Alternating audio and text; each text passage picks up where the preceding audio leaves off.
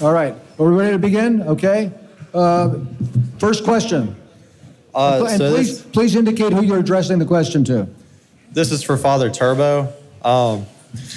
What I've always kind of heard about the quote you had where they talk about being undefeated. The way I've always heard references to the South being undefeated, obviously, like, we can't escape, we surrendered, etc.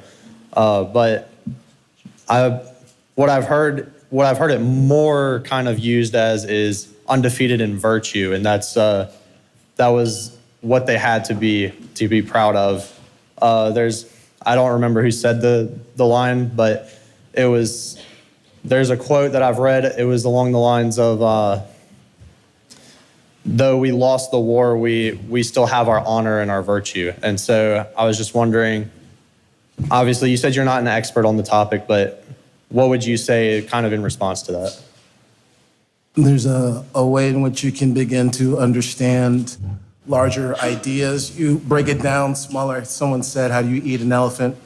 One bite at a time. Well, in order to understand larger constructs, you have to start sometimes in the micro. So in other words, you begin where how an individual begins. And so in that sense, if there's a misunderstanding and you are approaching the misunderstanding from a Christian perspective, then what you'll do is you'll seek to win your brother. St. Silouan the Athonite, he says, my brother is my life. And so what that means is he takes a understanding, a kenotic, which means self-emptying, understanding. And so in that sense, if there's a misunderstanding in regards of the way that's interpreted, then it's up to you to give someone a proper understanding of what that means. But if you don't do it in a Christian manner, you're just gonna foment further disagreement. You gotta win your brother first. You understand what I'm saying? And so we can have a whole lecture. I can give you a whole lecture if you want on how to win a brother. But the reality is that's the piece. So even though you may understand it that way in the sense of we didn't lose a war because of this and that, I think there's plenty of people who maybe don't understand that that's the way that you understand it, right? So when you encounter it, how are you going to deal with it? Are you going to address it and meet fire with fire? Or are you going to, fight fire with water, right? So it's not so much in what you respond, but maybe even how you respond to it. Does that make sense? I was more asking. That was good. Thank you for that.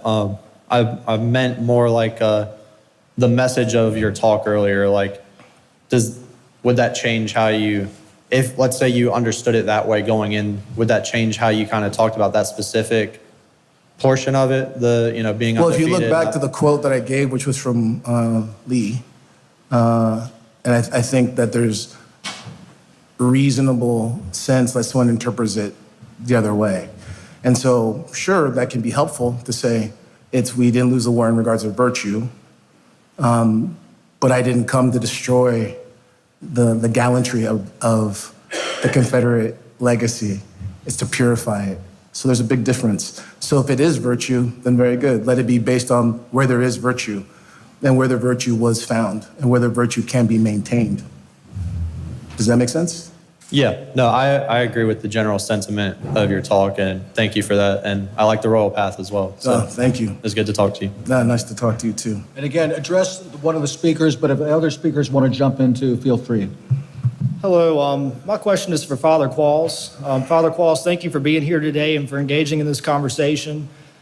Among the many things that you listed as, the way that the South collectively remembers the Civil War and the Confederacy, one factor that was missing that I think would be interesting to bring up is the South's right to self-determination. Mm-hmm. I think for many Southerners, that's really at the core of how we view the Civil War, how we view our ancestors. And we think about it from the standpoint of people, nation groups, political units have the right to have governments that are reflective of their interest. Mm-hmm. And when you go back to the 1860s, you look at not just how the North and South disagreed on issues like slavery that we focus on today, but pretty much on every national issue, national banks, trading policies and tariffs, the scope and size of the federal government, foreign policy like the War of 1812. New England nearly seceded because of that. And we think about it in that context, when the South realized the winds were changing so much, that the co-equal balance of North and South that had maintained since the beginning of the Union was beginning to weaken, that was their chance, that was their moment to assert their nationhood and to have a government that truly reflected their ideal and their people as a nation. And so when we think about that struggle that the South maintained, which was really a continuation of the struggle of their grandfathers for the right of a people to have a government that reflects their interests. And we think of that continuing struggle today, how national identities shape who we are, how they shape our values, how they shape our basic interests. How can we not only use nationality to, how can we not only use orthodoxy to strengthen our nations and our cultures, but how can we use our nations and our cultures to strengthen orthodoxy, particularly in relation to the United States and our identity today, our shared identity as Americans? Well, you said a lot there, but I think the first thing is I come from a perspective which is going to be unpopular, which is we don't strengthen orthodoxy at all. Orthodoxy strengthens us. And that's a full stop. There's no ifs, ands, or buts. And that's part of the problem, is that people want to mingle clay and iron. And so if you're not willing to give Christ everything, I don't know what to tell you. That's my perspective on that. In regards of states' rights and secession, nation, and all the good stuff, it's great. I wasn't arguing it. That's part of the history. What I was saying, thank God it was recorded, because like I said, everyone was busy looking at, well, not everyone, but people are busy looking at me and not hearing what I'm actually saying. So I'd encourage you to go back and actually listen to what I said, because I knew I threw out a lot. But I wasn't talking about tearing down a legacy at all, but rather having it in the crucible of the church. And that's difficult, because it's difficult for individuals, right? Christ is going to call you on your ego. He's going to call you on all the areas in which you are broken and weak, and you think you're strong and you stand, but you don't. And you're going to fight him and you're going to wrestle with him. But like Jacob, when you're ready for the blessing, he'll touch your hip and you'll be wounded. So all the facts and all the dates that you threw out, that's kind of why I'm here, I think, because you're putting something up above something else. My whole point was all those things are fine and great. How do you now take that narrative and offer it to Christ so they can be baptized? Because here's the thing, when you give Christ anything, you have to give it with an open hand. And you can't say to him, I'm gonna keep this, you can take that. You have to give him everything. And when he gives it back to you, as he gives it back to you, that's the truth, that's what's left. So all those points you made, that's great. I think that everyone here, all freedom-loving Americans, I know I love my freedom, I'm all for it. Gabriel Prosser loved his freedom, right? So we would agree on that. How do you reconcile those things, right? These things are reconciled in the mind of God in his judgment. All that we can do is live the best that we can, an authentic life of the cross. So there's no disagreement there.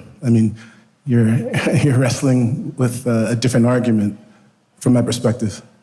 Think of how Orthodoxy expresses itself in different cultures and the unique saints, the unique stories that play out in that context. I think you can say that there is something that culture does add to orthodoxy. It doesn't change the essentials, it doesn't change the doctrines, but it does enrich the overall Christian story. No, my dear brother, you don't understand. When the church, when Christ comes into the life of a person and of a nation, the nation and the person doesn't add anything to the church. What it does is the Lord transforms and baptizes those experiences. And then those experiences, what's left, are used to help to bring others. God is sufficient in of himself. He doesn't need us. The church doesn't need us. The church doesn't need you. We receive from God. He gives us, the church gives us, the church baptizes us. And this is part of the problem that I'm trying to address here, obviously, so thank you for showing it. Don't be so concerned about what you're going to lose. Just give it to God. Don't say, well, we do this for the church, we do that. No. Flip it and have some humility and say, what will the church do for us? How can we receive? This is the difference. Again, you don't understand.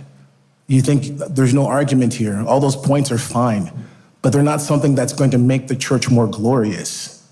It's going to be something that redeems you and redeems what you're talking about, not the other way around. It's not the same thing. Agree, but I'm going to pass it off to the next questioner. Then become a As to not Christian. waste time. Thank you, Dylan. Yeah, let's try to keep it more of a question than a discussion. Thank you.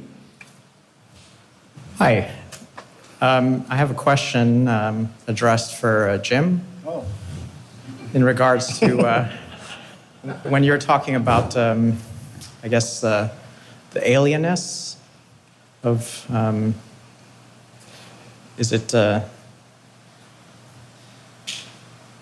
the introduction of Orthodoxy into America, and I guess the public perception in this time of how foreign Orthodoxy could look to the average American who hadn't heard about Orthodoxy before. Do you feel like, or I guess do you perceive that there's this yearning for native expression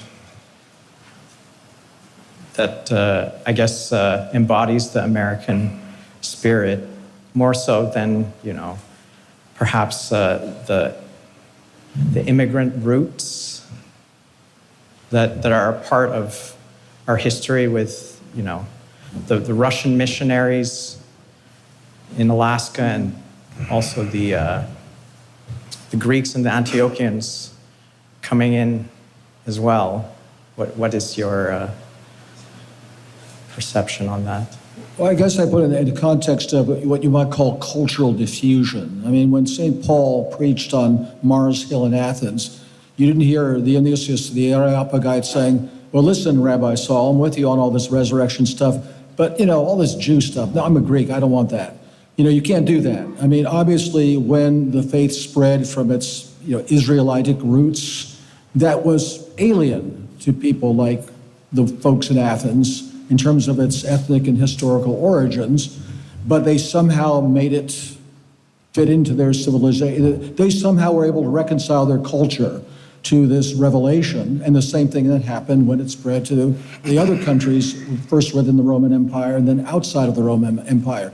But there's a limit to that. Like, for example, there are some things about Christianity that are just inherently stamped with the civilization and culture of the ancient Eastern Mediterranean. I mean, the Eucharist is bread and wine. It's not tortillas and pulque or tea and rice, right? I mean, we know there's some things that you can acculturate and some things you can't. So I guess what I'm saying in the context of America, and I'll be blunt about this, which is coming apart at the seams, culturally, just socially, is just falling apart. There's got to be some way where we can sort of surf that wave, where our otherness, in terms of a religion that came here ultimately through immigrants, but immigrants like me who've been here for over 100 years, if you go in just my family, that it stops being an immigrant church. It still has the origins, just like St. Paul preaching to the Athenians, but nonetheless, they embrace it, and it becomes not only consistent with their own idea of who they are, but maybe a big supporter of it. It was mentioned by somebody earlier. What would Greece be without 2,000 years of Christianity? I mean, you can't even imagine what its culture would be today, and the same thing is true to a shorter historical period for the other Orthodox countries. So I think that's something we have to wrestle with, and that's why I kept trying to drag out of Richard, is where are the lines? And I don't know where the lines are, and maybe there are no lines. Maybe all the lines are fuzzy. One quick thing I would just add is Paul preaching to the Athenians, he quoted from a Greek poet, "In him we live and move and have our being," as he was talking with them. So I think that's a good example of trying to help with apologetics. And just one other thing, thinking about my Catholic relatives, going back 100 years, there were Irish Catholic churches, there were Italian Catholic churches, and so forth. Then they became known as Roman Catholic churches, which, as I noted, is still something that can seem foreign, but it does indicate a tradition. So somewhere there's a line there between indicating ethnicity, signaling ethnicity in an exclusive way, and signaling tradition in a way that you're part of a deep tradition. Personally, I think it's, we have Russian Orthodox on our church sign. I think that's okay because I think we're pretty much an all-American convert church. We're signaling that we're part of a tradition. So anyway. One of the things I would like to add, I'm very proud of my German heritage. And my family's been here for 180 years. And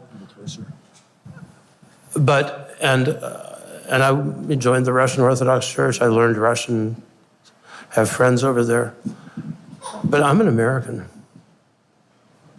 And I'm enriched by these other cultures. I'm enriched by the Russian culture, which I've gotten to know very, very closely. I'm enriched by Greek culture and Arabic culture and Romanian and so on and so Serbian. And I think this is one of the things that we can look at. I like to kid that because our parish is so incredibly diverse, that what it does is it makes for a nice potluck. If it was just covered dish Methodist, Sunday dinner, that gets pretty boring after a while.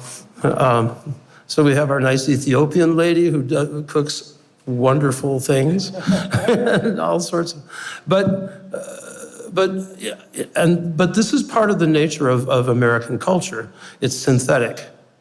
The diversity is so immense. And the reality is, whether we are new immigrants or whether our families have been here for 200 years or 400 years or 15,000 years, we're all immigrants on one hand. On the other hand, we're all Americans. And if we can come together as Americans and rejoice in that common heritage and share the unique things that we have from our many, many, many different backgrounds, what does it do but strengthen our unity? And what does it matter, ultimately, what language the services are in? Now, we're not going to attract many people if we're serving in Slavonic or in classical Arabic or classical Greek or whatever. But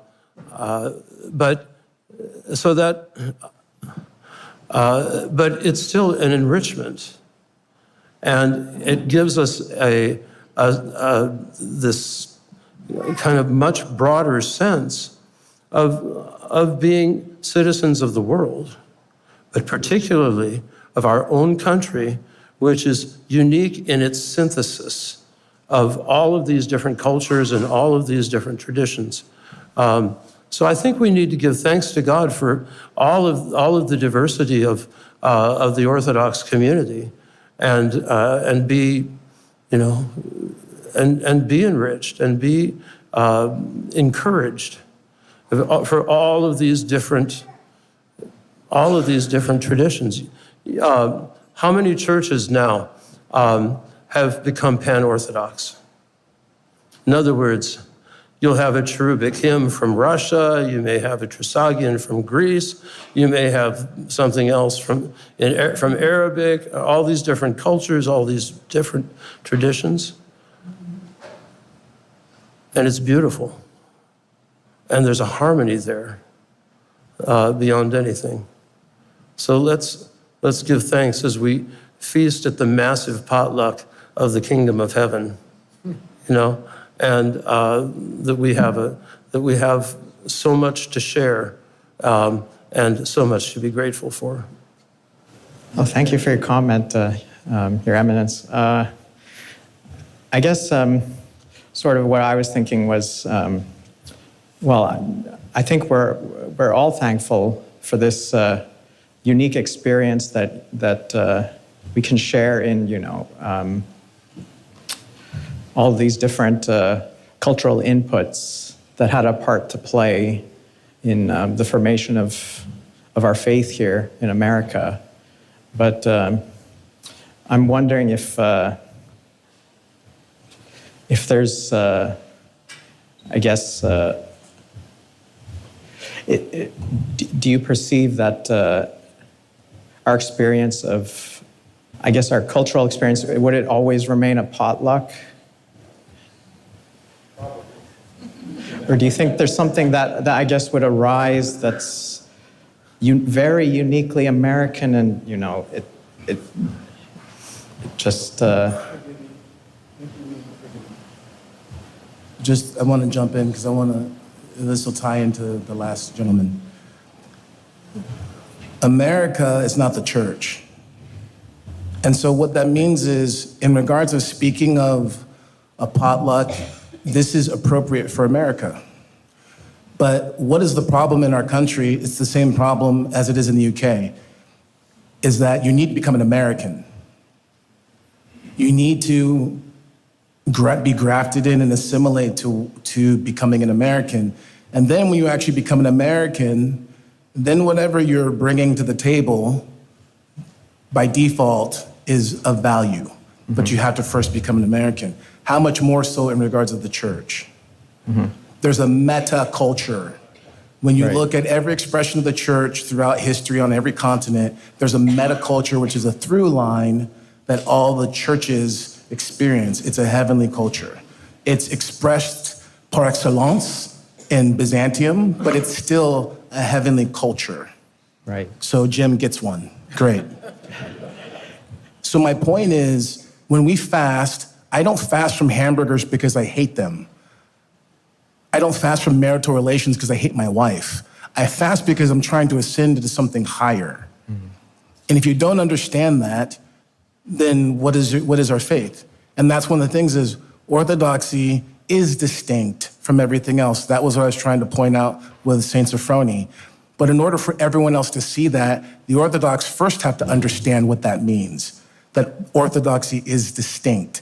And in order for that to happen in this pluralistic context, that means that people who are coming from a pluralistic nation have to find their synthesis in the higher culture, which is the church. But if we're acting like we're doing the church a favor, no one's going to see that. Mm. This is the thing. It's hierarchy, right? It's a hierarchy of order, of value, of meaning. Next question, please. Yeah, hey, good afternoon. I'll address this question to Protodeacon Patrick because he had the ortho-bro topic, but I'd be interested to hear anyone's perspective, maybe also dissident mama with the female lens on this. But I was fortunate enough to have already been married before becoming an ortho-bro. I've noticed a lot of young guys coming into the church, though, that I think they're a little discouraged with the fact that there's a gender imbalance, and when they're searching for a wife, I've seen a lot of guys that have frustration. I think part of that frustration is because they're looking for a fully formed trad wife that already has all the right political and theological understandings. My observation is that there's a lot of young single women in Catholic and Protestant churches that have a desire to serve God. They would be willing to submit to a husband and follow him as a spiritual lead. I guess I was asking, what is some thoughts about some of the young men coming into the church still seeking a partner that might be outside of the Orthodox church if they're unable to find an Orthodox wife that wants to bake sourdough all day? Yeah. This is what it means to be a man. You have to compete for a wife. You have to make your way in the world, be able to support one, demonstrate that you're man enough to make enough money to support a family. Not everybody's going to win at that. Not everybody's going to really apply themselves to it. But that's the fact. Now, coming into the church where a lot of men, that's a good thing. Because if there are a lot of men and they're there for the right reason, because I believe in Christ, in the Orthodox way, and this wonderful community we have, then the men will be better men, and they will attract better women. The women will come. Men need to be the leaders into the church. You can't expect, Eve to save Adam. The fall happened the other way. Adam following Eve, and that's what you don't want to do. So be the leader, come to the Orthodox Church, and yes, there are good women outside the church who can be led into the church. The women, it's natural in them to really want to follow somebody, follow a man, and have him take care of her. Now, of course, she has to give up something for being taken care of, but that's actually how they're naturally inclined, as long as they're not talked out of that by the world there. So don't limit yourself and whom you date just to people who are already Orthodox. It's great if you can do that. Both my daughters married somebody in church. My son didn't, though. My son met somebody online, and within a year of them being married, she became Orthodox. She followed him. My wife followed me into the church, agreeing that we be received at the same time. So that can be done. So don't let that discourage you, but man up, because you're going to have to work at it, and that should be your focus as a young man, establishing yourself as a career in your occupation, being serious, a serious man, and not a man who wastes his time playing games. I have one hobby that I've ever been able to actually indulge in, and that's fishing. And I didn't take it up until I retired, because that's the first time I had time to do it, raising a family. So put aside the games and the enjoyment, focus on your job and your career so that you can then attract a wife. Yes, and they're out there. I'm sure the church is growing. Many more women will be coming as well. At least a quarter of the people I've catechized are women. They're all ages. Some beautiful young girls. One was here. I think she left. Very beautiful young girl. But anyway. Well, I have 3 sons, 2 16-year-olds and an 18-year-old, and I'm very concerned about this. But I think my husband has talked to some people. He was actually thinking of coming up with an app that would kind of help families put together Orthodox youth of marrying age. So it wouldn't just be like a singles thing, but it would be families coming together, because we know that when the families get together, they can support the marriages, because marriage is hard enough if the families do get along, but you don't want the families not to get along. But that is not utopian, but he talked to enough people who are like, that sounds like a great idea, but in practice, it's just probably not going to happen. And he talked to a particular matushka, however you want to pronounce it, and she said the best thing for young men to do is to find a good Protestant girl and convert her. There are a lot of them. And I think a lot of people think that Orthodox women, if they came in early or if they're, cradle, whatever, all women in America have a strand of feminism, even the ones like me who don't want to. We do. It is ingrained in us. It is part of this poisonous culture that we have been a part of, me since 1971. So I would say, yes, do that. And just because somebody's Protestant and not Orthodox doesn't mean they will have any less or more baggage than somebody else. But that's where we're at. We have to be realistic. And I say that to my children, and that's my husband's advice to them as well. We have several more people with questions. So let's try to keep the answers short and not have double tap questions if we can avoid it. All right, thank you. Oh, that was my question too, so thank you.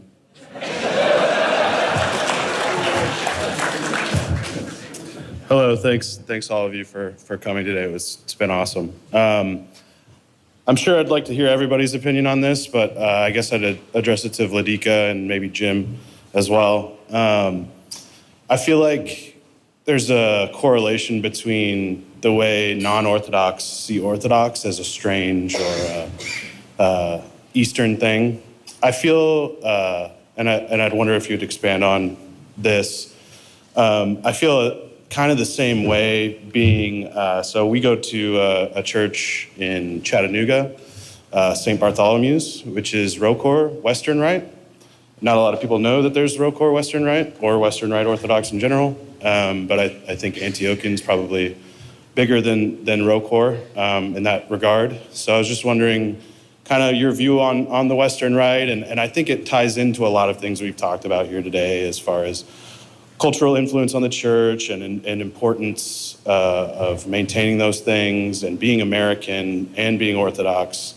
Kind of the way I've viewed it is Rome stole Roman Orthodoxy from us, and I think there's something to be said for bringing it back and in a uniquely American way. So I was wondering what your opinion would be on that. I was actually thinking about something like this, not in terms of Western Rite, but we've had a lot of people come into our congregation and going into being catechumens who have no religious background. So the Eastern Rite, Western Rite doesn't matter. The Latin Mass is equally alien to a Slavonic or a Greek liturgy. But it's not, but if this is what Christianity is, and they're seeking Christianity, they're seeking Christ, it's not alien. It's just not, it's just different. And people are used to difference. I think the Western Rite, I'm a supporter of the Western Rite,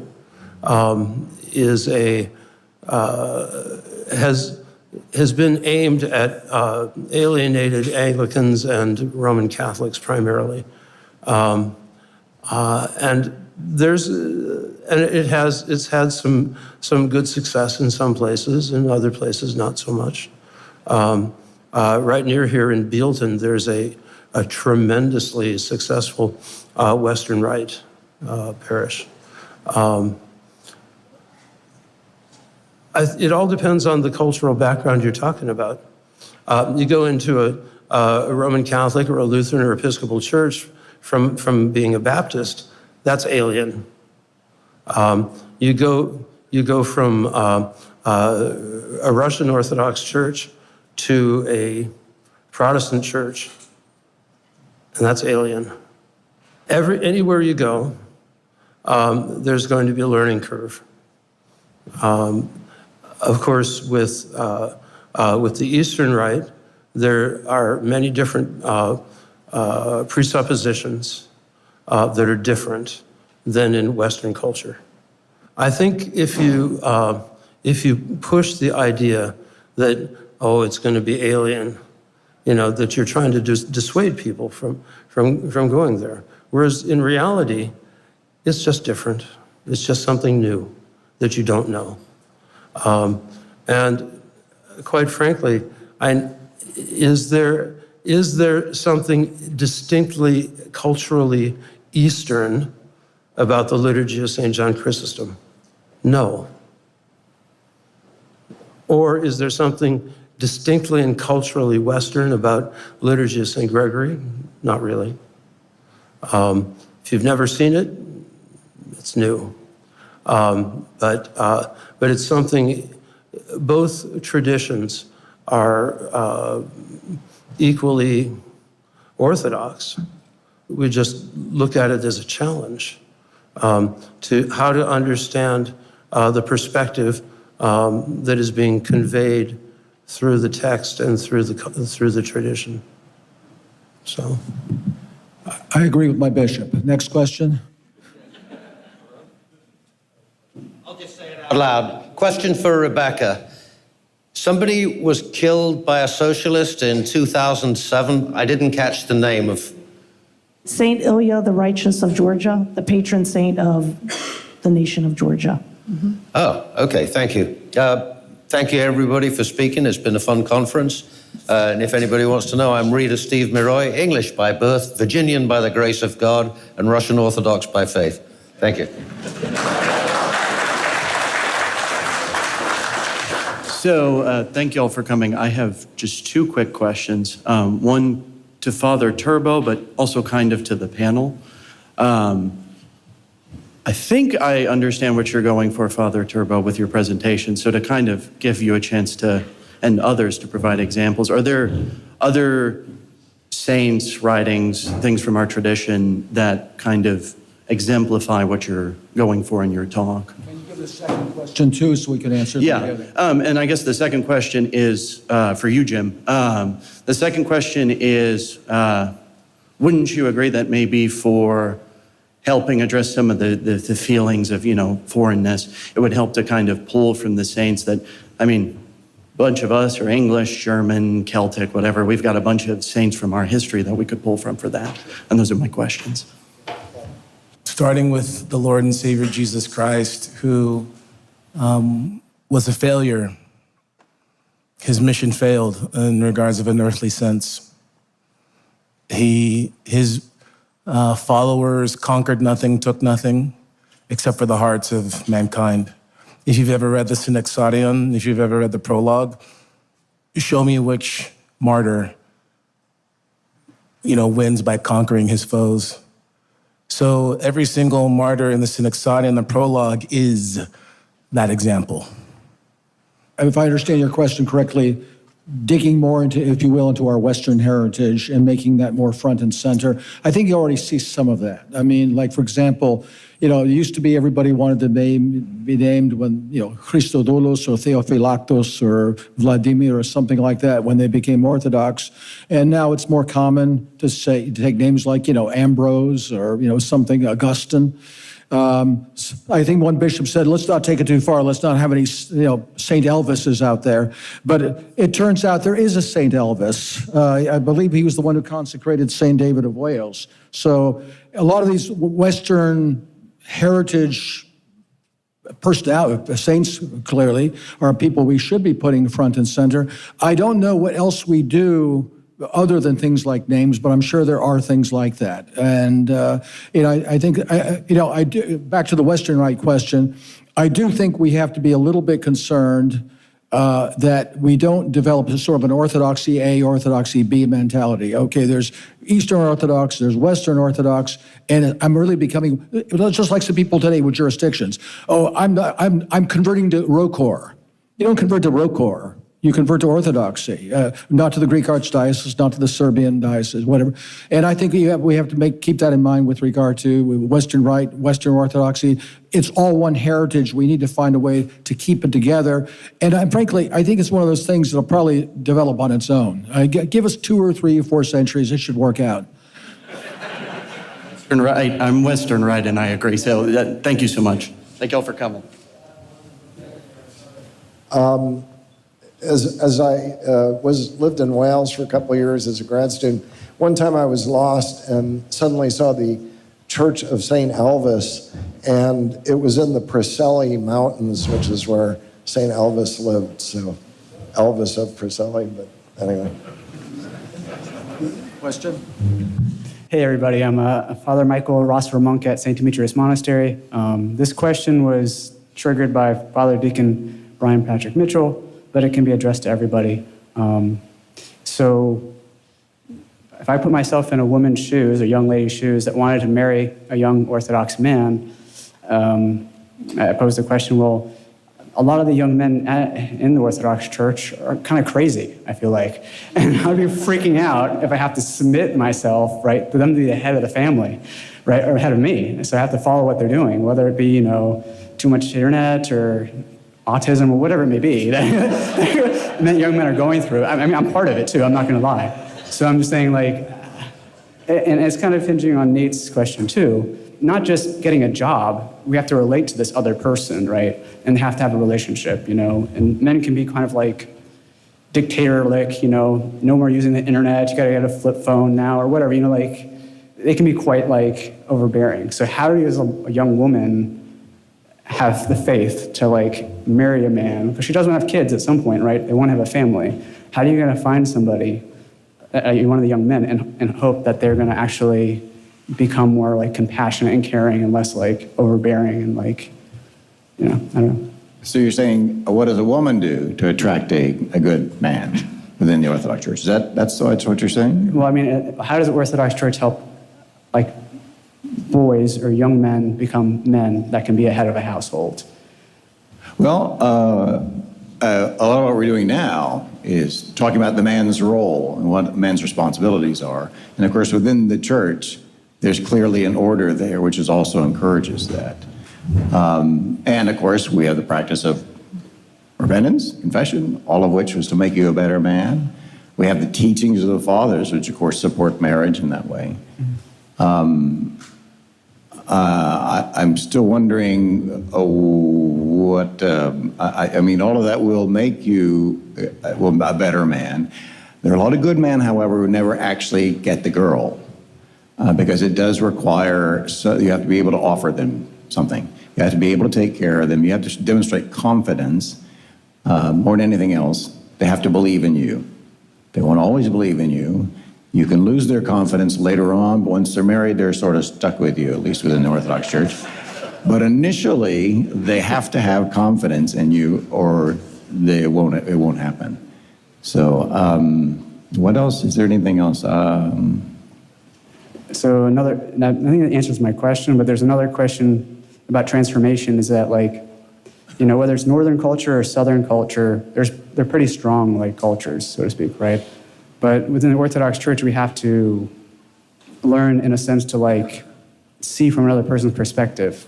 So how do we transform from that polarized state to be more understanding of another person's culture, even with just in North America, and especially within the Orthodox Church, accepting that there's other ways, so to speak, but also still having our own beliefs without having to have inflammatory conversations about things that maybe That's a much broader question. Anyone else want to attempt it?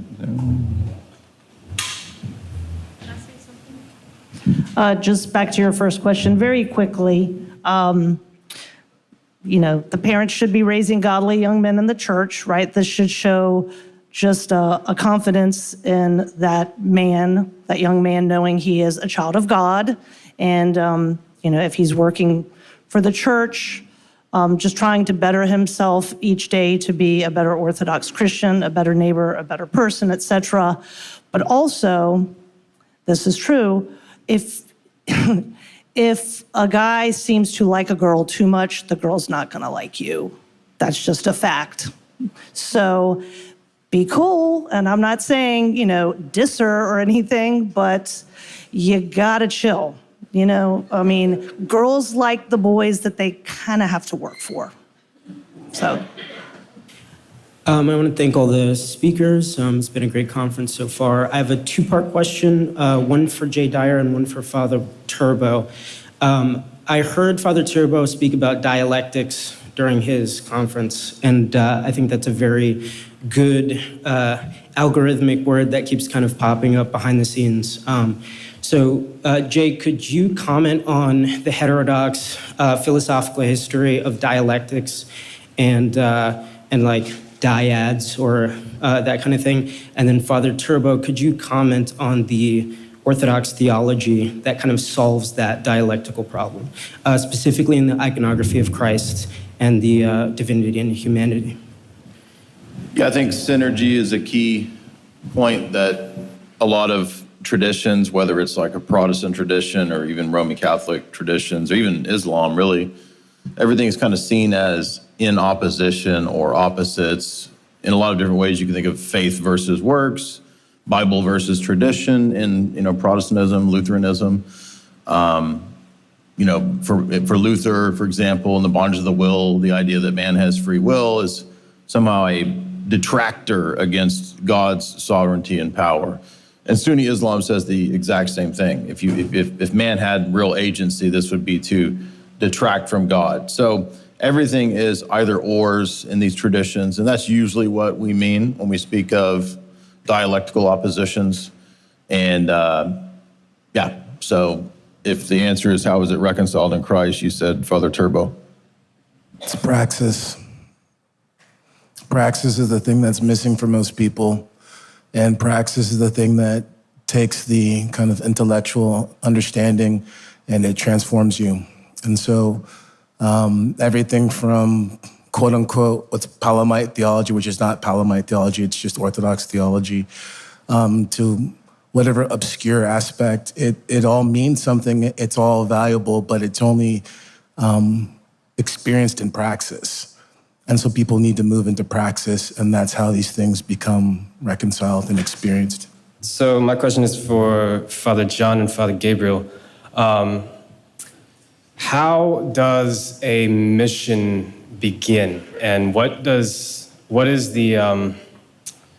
you noted that has worked particularly, well, I don't say worked, what have you noted that has really, in regards to your own ministry, that has brought more people in? Because I don't imagine that they do like geographical surveys and like who's interested in this county or where should this mission go for it to grow. But what have you noticed that works, I guess? The key thing is you have to have a group of people, and like I said, sort of a rule of thumb is a minimum of 3 families that are committed to making it happen, and then doing the services is the essential thing. And so if you don't have a clergy, like if you don't have a priest at the beginning, you need to, of course you have to have a bishop's blessing to start a mission. But if you don't have a priest as part of the community right off the bat, you're doing reader services a lot of the time. But that is good preparation for when you have a priest, because you're learning how to do the services. And so that's the most crucial thing, is doing the services and having people who are committed to being part of that, and then letting people know that you're doing the services. That, you know, that's the beginning. And you also, you need to pray that God's guidance is going to be involved in it. And if you're doing the right thing for the right reasons, then God's going to bless it, and it's going to grow. But it also, like I said earlier, you have to be committed to sticking it out, because there's lots of times when you're going to be thinking, well, I'm wasting my time, but it's only going to seem like that for a while, but you have to get past that. Well, Father Gabriel's left, so I guess it's just me. After service tonight. Okay, last 3 questions, please. Well, 4 questions. First of all, thank you so much for this conference. This has been wonderful, and please bear with me. I'm more of a writer than a speaker, so I'm just going to read from this. Yes, sorry. So today, our target audience for Orthodoxy is the traditional and conservative Southern evangelical. Tomorrow, it will be their children who are or tending not to be neither traditional, neither conservative, barely Southern, and hardly evangelical. Orthodox Christian author Rob Dyer frequently recounts a story of a visit to the UK several years ago, where he was approached by a gentleman who commented that the biggest concern for the new generation is not the atheism of the boomers, dubbed the so-called new atheism, but of the occult. I see and can personally attest to this reality. Jay has frequently commented on the atheism factories of the modern evangelicalism and its movement, and he rightly warned today of the rise of Islam across the Western world. My question to the whole panel is, what, if any, is or ought to be the strategy of Orthodoxy in America to specifically address and target not atheism and Islam by themselves, obviously in addition to evangelicalism and Southern tradition here in the States, but also that addressing that very fertile soil, the soil of occult-grounded modernity, in which these beastly plants sprout forth. Is there or ought there be a ministry or ministerial approach that seeks to address and transform this toxic soil before Londistan today becomes Virginistan tomorrow? Thank you. The South becomes increasingly less traditionally Southern as it has been. If we are establishing parishes where we're tapping into Southern culture, that it's not going to be a barrier to reaching the kind of people that you're talking about, because it will be part of the, you know, it will blend with the general culture, even if it's, you know, sort of like the remnants of it. But obviously any clergyman needs to be prepared to deal with people who have been dabbling in the occult. I mean, I encounter people who've been very seriously involved in the occult on a somewhat regular basis. Muslims less regularly that actually come to my church, but I mean, there's certainly many Muslims moving to the area. So we have to be prepared, and that means educating yourself. Okay, thank you. Last 3 questions. Hello, everyone. Thank you for taking the time for these questions. This might ruffle a few feathers, but I'm going to bring up the topic of veiling, and I'm curious your reflections on this. As a convert, I love to veil as a woman. It's As I've had it described, what's covered in the Orthodox Church is what is holy. You have the Holy of Holies, you have the Eucharist, you have the Theotokos, the greatest saint of them all. What I found ironic in coming into Orthodoxy is that I found that more converts are veiling more than the Cradle Orthodox. And what's even more ironic is that I don't find a lot of priests' wives who are covering their head. And they're the woman, the example of the church, So, but also women aren't talking about it. I don't see women contributors, in ancient faith or such, and perhaps I just haven't come upon it, if you could direct me. But I also don't see priest wives, taking this up. Most recently, it's a podcast called Bottom of the Rabbit Hole with Reader Paul, and he had a fantastic reflection on this with Father Peter Heers, driving it home that this is apostolic tradition, and this is always what the church taught. Even in my own friends who are Cradle, I'm afraid to bring it up that they're going to get upset with me, So I pose this, why is this such a taboo topic? Because for me, it seems like we're tiptoeing around not upsetting women. And is this, to me, it's also a residual influence of feminism. It's kind of an act of rebellion. It's a refusal to submit. And it's, there's something with pride going on there. And forgive me for not knowing the economia of the church of why, if this has ever happened where they have decided this is okay not to veil, And then is there an opportunity for the women of the church to step up and advocate for this apostolic tradition that when I walk into a church, that's the only thing that I see that I can do is a woman. The men get to be priests. They get to wear the vestments. They get to cense. They get to be in the Holy of Holies. And everywhere you look, with the exception of, St. Mary of Egypt, because reflecting on her past life and prostitution, that's why she's uncovered, But every woman in that church on that wall who are the saints who we look up to, they're all covered. So, yes, why is it such a taboo topic? And then, is this an opportunity for the women of the church to advocate, or is this led up to the men? Actually, things are a lot better than they were 30 years ago when I converted. So, no, there's been a real improvement. It's not a taboo topic. It's actually talked about. I picked this up today, actually, over there in the corner. It says normalize head coverings. It's got a beautiful picture of Audrey Hepburn, And I asked the woman, says, well, I certainly agree, but I would, it's a magnetic. I can't put it on my refrigerator. What can I do? And he says, put it on your coffee hours for refrigerator. So everybody in church can see it, and that's what I plan to do. It is talked about, and I'm confident that as things go on, we're seeing in Orthodoxy a split between the traditionalists and the progressives. The progressives, you're not going to win. But more and more of the traditionalists will begin doing this because it is the Christian custom. It's plainly scriptural. It's just something we always really do. And people just need to be informed. And yes, sometimes the older women need to set the example for the younger women. Okay, thank you. 2 more questions, and then we have to wrap up. Very slow, very quickly. Yes, my question's for Richard Hines.